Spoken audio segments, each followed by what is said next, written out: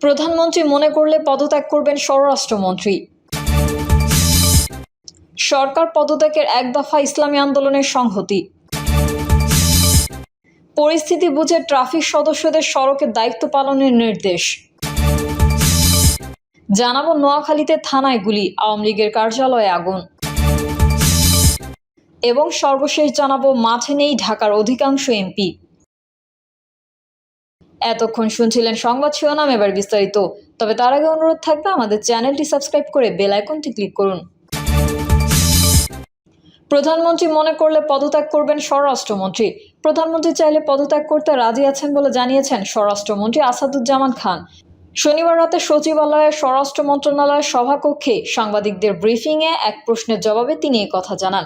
সম্প্রতি তারা আপনি সহ বেশ কয়েকজন মন্ত্রীর পদত্যাগও দাবি করেছেন। পরিস্থিতি যে পর্যায়ে দাঁড়িয়েছে তাতে করে আপনারা চিন্তিত, জনগণও চিন্তিত। যে জায়গায় পরিস্থিতি পৌঁছেছে তাতে করে আপনি সহ অন্যদের সেই স্যাক্রিফাইস করার সময় আছে কিনা, যেই মন্ত্রিত্ব থেকে আপনারা সরে দাঁড়াবেন। একজন সাংবাদিকের এমন প্রশ্নের জবাবে স্বরাষ্ট্রমন্ত্রী বলেন, প্রয়োজন হলে যদি এরকম কোনো সিচুয়েশন আসে, মাননীয় প্রধানমন্ত্রী যদি মনে করেন আমরা সবসময় দেশের জন্য কাজ করি, আমরা সেটা করব যদি প্রধানমন্ত্রী মনে করেন। এ সময় ঢাকা জেলা ও মহানগর, গাজীপুর ও নরসিংদীতে কারফিউ অব্যাহত থাকবে বলে জানান আসাদুজ্জামান খান। তিনি বলেন, জামায়াতে ইসলাম ও বিএনপি সবসময় ধ্বংসাত্মক কাজে লিপ্ত ছিল। শুরু থেকেই তারা দেশকে অকার্যকর করতে চেয়েছিল।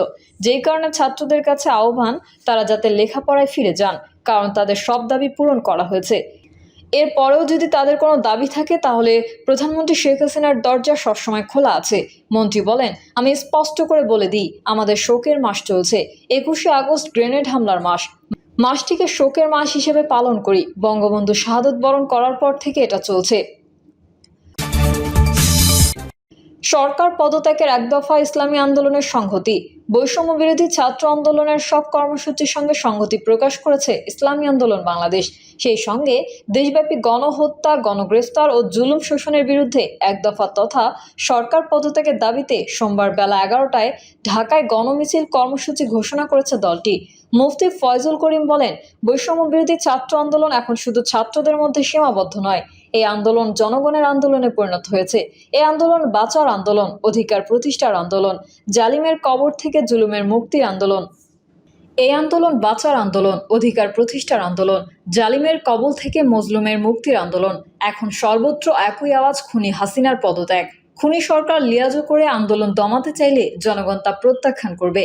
জনগণের সেন্টিমেন্ট উপলব্ধি করে যত তাড়াতাড়ি ক্ষমতা ছাড়বে ততই জাতির জন্য কল্যাণ করা হবে। দেরি না করে জনরায় মেনে সরকারকে পদত্যাগের আহ্বান জানিয়ে তিনি আরও বলেন, হত্যা নির্যাতন করে গদি রক্ষা করা যাবে না। ভয়ভীতি উপেক্ষা করে সারা দেশে বিভিন্ন শ্রেণী পেশার হাজার হাজার মানুষ রাজপথে নেমে এসেছে।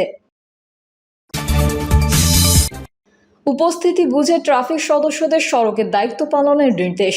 বৈষম্য বিরোধী ছাত্র আন্দোলনের ফলে উদ্ভূত পরিস্থিতিতে নিরাপত্তার বিষয়টি বিবেচনায় নিয়ে ট্রাফিক সদস্যদের সড়কে দায়িত্ব পালনের নির্দেশনা দিয়েছে ঢাকা মহানগর ট্রাফিক বিভাগ। নিরাপত্তার স্বার্থে ঢাকার বেশ কয়েকটি আন্দোলনপ্রবণ এলাকা থেকে তাদের সরিয়ে নেওয়া হয়েছে। শিক্ষার্থীদের 9 দফা দাবি আদায়ে আজ পূর্ব ঘোষণা অনুযায়ী রাজধানীর একাধিক এলাকায় সড়ক অবরোধ করে আন্দোলন করেন শিক্ষার্থীরা। তাদের আন্দোলনে অনেকটা স্থবির হয়ে পড়ে রাজধানী ঢাকা। নোয়াখালীতে থানায় গুলি, আওয়ামী লীগের কার্যালয়ে আগুন। বৈষম্য বিরোধী ছাত্র আন্দোলনের ডাকা বিক্ষোভ মিছিল থেকে নোয়াখালী জেলা আওয়ামী লীগের কার্যালয়ে 2 দফা হামলা, ভাঙচুর ও অগ্নিসংযোগের অভিযোগ উঠেছে। একই সঙ্গে সুধারাম মডেল থানায় ইটপাটকেল নিক্ষেপ ও গুলি করার অভিযোগও করেছে জেলা পুলিশ। পুলিশ বলছে, থানায় গুলি করে দলীয় কার্যালয়ে আগুন দেয় দুর্বৃত্তরা। পুলিশ সুপার বলেন, আন্দোলনকারীরা সুধারাম মডেল থানার সামনে দিয়ে যাওয়ার সময় থানা লক্ষ্য করে ইটপাটকেল নিক্ষেপ করেছে। একই সময় বিক্ষোভকারীদের ভেতর থেকে থানা লক্ষ্য করে গুলি করা হয়েছে। গুলিটি থানার ভবনের 3য় তলায় একটি জানালার কাছে গিয়ে লেগেছে। তবে এই ঘটনায় কোনো পুলিশ সদস্য আহত হননি। প্রত্যক্ষদর্শীরা জানান, দুপুর 2:30টার দিকে জেলা শহর মাইজদির বিবি কনভেনশন হলের সামনে প্রধান সড়কে জড়ো হন বৈষম্য বিরোধী আন্দোলনকারীরা। সেখান থেকে মিছিল নিয়ে পুরাতন বাস স্ট্যান্ড এলাকায় সুপার মার্কেটের সামনের প্রধান সড়ক অবরোধ করে। পরে তারা মিছিল নিয়ে টাউন হল মোড় দিয়ে যাওয়ার সময় প্রথম দফায় জেলা আওয়ামী লীগের কার্যালয়ে ইটপাটকেল নিক্ষেপ করে জেলা স্কুল পর্যন্ত চলে যায়। পরবর্তীতে জেলা স্কুল এলাকা থেকে ফিরে আসার সময় জেলা আওয়ামী লীগের কার্যালয়ের মূল ফটকের কলাপসিবল গেট ভাঙচুর করে ভেতরে ঢুকে নিচতলায় ব্যানার ও পোস্টার ছিঁড়ে ফেলে অগ্নিসংযোগ করে। এ সময় তারা বিভিন্ন স্লোগান দিতে থাকে। পরে আন্দোলনকারীরা সরে গেলে স্থানীয়রা এগিয়ে এসে সড়কে জমে থাকা পানি দিয়ে আগুন নিয়ন্ত্রণে আনে। তবে অগ্নিসংযোগ করা হলেও পুলিশ কিংবা ফায়ার সার্ভিসের কোনো সদস্যকে ঘটনাস্থলে দেখা যায়নি। বিক্ষোভকারীরা শহরের মাইজদিন নতুন বাস স্ট্যান্ড এলাকায় পুলিশ ট্রেনিং সেন্টারের সামনে একটি যাত্রীবাহী বাসে ভাঙচুর করেন। নোয়াখালীর পুলিশ সুপার মোহাম্মদ আসাদুজ্জামান বলেন, মূলত থানায় গুলি করে দলীয় কার্যালয়ে আগুন দেয় দুর্বৃত্তরা। আন্দোলন চলাকালে নানাভাবে পুলিশকে লক্ষ্য করে উস্কানি দেওয়ার চেষ্টা করলেও পুলিশ তাদের কোনো বাধা দেয়নি। আজকেও আমরা বাধা দেইনি। আমরা সর্বোচ্চ ধৈর্যের পরিচয় দিয়েছি। আমি ওই দেশের নাগরিক, তারা ছাত্র, আমি চাকরিজীবী।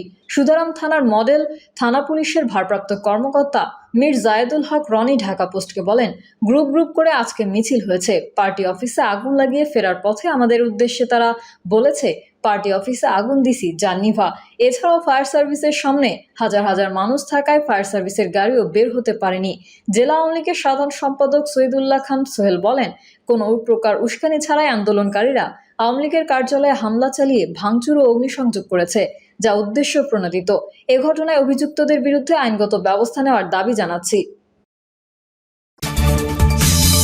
মাঠে নেই ঢাকার অধিকাংশ এমপি। কোটা সংস্কার আন্দোলন যখন তুঙ্গে, যখন শিক্ষার্থীরা নতুন করে আন্দোলন শুরু করেছে এবং সেই আন্দোলনের সঙ্গে বিভিন্ন শ্রেণী পেশার মানুষ যুক্ত হচ্ছে, কেউ স্বতঃস্ফূর্তভাবে, কেউ নানা মতলবে, ঠিক সেই সময় ঢাকায় সংসদ সদস্যদের নিয়ে প্রশ্ন উঠেছে। তাদের ভূমিকা প্রশ্নবিদ্ধ এবং অনেকেই মাঠে দেখা যাচ্ছে না। কোটা সংস্কার আন্দোলনের সময় ঢাকার এমপিদের মধ্যে হাতে গোনা কয়েকজনকে মাঠে দেখা গেছে। এদের মধ্যে যাত্রাবাড়ি এলাকায় স্বতন্ত্র এমপি ডক্টর আওলাদ হোসেন মাঠে ছিলেন, কিন্তু নারীকোটায় নির্বাচিত সানজিদা খানমকে কোথাও দেখা যায়নি। তার ভূমিকা নিয়ে প্রশ্ন উঠেছে। পুরান ঢাকার সাইদ খোকন মাঠে ছিলেন, কিন্তু পুরান ঢাকার অন্যান্য এমপিদের নীরবতা দৃষ্টিকটু পর্যায়ে চলে গেছে। ধানমন্ডির এমপি চিত্রনায়ক ফেরদৌসকে মাঠে দেখা যায়নি এবং এই আন্দোলন যখন তীব্র আকার ধারণ করে, বিশেষ করে সায়েন্স ল্যাব থেকে ধানমন্ডি এলাকায় যখন সন্ত্রাস সহিংসতার দানা বেঁধে ওঠে, তখন তাকেও কোথাও দেখা যায়নি। শুধু বৃহস্পতিবার তিনি কিছু শিল্পী সংস্কৃতির কর্মী নিয়ে বিটিভিতে গিয়েছিলেন, কিন্তু ধানমন্ডিতে তার উপস্থিতি অনেক বেশি প্রয়োজন ছিল না। মোহাম্মদপুর এলাকায় জাহাঙ্গীর কবির নানক সবসময় মাঠে ছিলেন এবং তিনি সংগঠনের মনোবল চাঙ্গা করার জন্য দিনরাত চেষ্টা করেছেন, কিন্তু ইলিয়াস মোল্লা, সাবের হোসেন চৌধুরী সহ অন্য এমপিদেরকে একেবারেই মাঠে দেখা যায়নি। কামাল মজুমদার গতকাল মাঠে ছিলেন, এর আগে দৃশ্যপটে তার উপস্থিতি ছিল একেবারেই কম। উত্তরার এমপিকেও মাঠে দেখা যায়নি। মাঠে দেখা যায়নি গুলশান ক্যান্টনমেন্ট সহ অভিজাত এলাকার এমপিদেরও। সবকিছু মিলিয়ে প্রশ্ন উঠেছে, যেই ঢাকা শহরে যেই নির্বাচিত সংসদ সদস্যরা আছেন, তারা কোটা সংস্কার আন্দোলনে যথাযথ ভূমিকা পালন করতে পারলেন না কেন? এই নিয়ে আওয়ামী লীগের কর্মীদের মধ্যেই এক ধরনের ক্ষোভ, অসন্তোষ তৈরি হয়েছে। নির্বাচিত সংসদ সদস্যরা হলেন সরাসরি জনগণের প্রতিনিধি। তারাই যদি মাঠে না থাকেন, তারাই যদি শিক্ষার্থীদের সাথে কথা না বলেন, বিভিন্ন শিক্ষা প্রতিষ্ঠানগুলোতে শিক্ষক এবং শিক্ষার্থীদের সাথে আলোচনার দ্বার উন্মুক্ত না করেন, তাহলে কাজটি করবে কে? এক্ষেত্রে হাতে গোনা কয়েকজন ছাড়া অধিকাংশই ব্যর্থতার পরিচয় দিয়েছেন। ঢাকা শহরে দুজন মেয়র রয়েছেন, দুজনের একজনকেও মাঠে দেখা যায়নি, কোনো উদ্যোগ গ্রহণ করতেও দেখা যায়নি। মেয়রদের নগর পিতা বলা হয়, এই নগরের অভিভাবক তারা।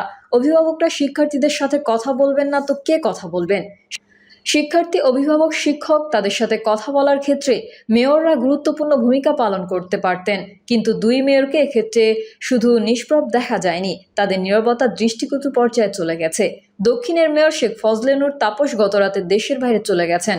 জনপ্রতিনিধিরাই যদি আন্দোলনের পক্ষে কাজ না করে, এই আন্দোলন নিরসনের ক্ষেত্রে যৌক্তিক এবং কার্যকর ভূমিকা না নেয়, তাহলে কে ভূমিকা নেবে সেই প্রশ্ন উঠেছে আওয়ামী লীগের নেতাকর্মীদের মধ্যে থেকে। প্রিয় দর্শক, এই ছিল এখনকার সর্বশেষ সংবাদ। আপডেট সংবাদ পেতে চ্যানেলটি সাবস্ক্রাইব করে বেল আইকনটি ক্লিক করুন। কমেন্টে আপনার মতামত জানিয়ে আমাদের সাথেই থাকুন। ধন্যবাদ সবাইকে। আল্লাহ হাফেজ।